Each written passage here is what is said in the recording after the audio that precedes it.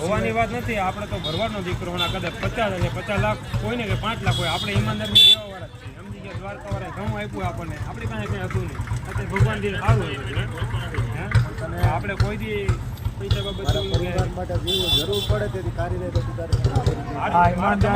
ઈમાનદારી ઉપર દુનિયા હાલે છે.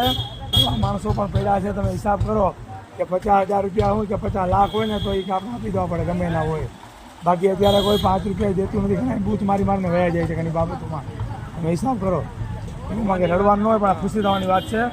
આના માટે છે ને આપણે પીઠ થાબડવી પડે આ ભાઈને, લખનભાઈને. સમજી ગયા? 50,000 તમારી મને નીંદર નહોતી હતી. તમારા 50,000 મારા ઘરમાં પડ્યા તમને કેમ થતું હોય તકલીફ? મેં 2 દિવસે ફોન સતીશભાઈ કર્યા કે ભાઈ મને તકલીફ થાય છે. તમારું અઘરું છે ભાઈ, એ જ વાત છે ને. ઘણા આવી કહી ગયા કે દાન કરીને કામ કરીને તેમ કરીને. લખનભાઈના ફોન આવ્યા હતા એ કે કોઈક નાનો માણસ બિચારો મરી જાય ને ક્યાંથી પૈસા હું હોય હું નહીં આપણે પર થોડું દાન કરી દેવાય. એ કે 5-6 દી થઈ ગયા દાન કરી નાખ. એ કે એ કાંઈ નહીં કરવું, આપણે રાહ જોઈ છે. લખનભાઈનો ફોન આવ્યો હોય કે આપણે રાહ જોવાની. તમે રાખો તમારા પાસે પૈસા, એ વ્યક્તિ ગમે ત્યાંથી આવશે. આપણે બધે ગામડે આજુબાજુ બધે આપણે મેસેજ નાખશું.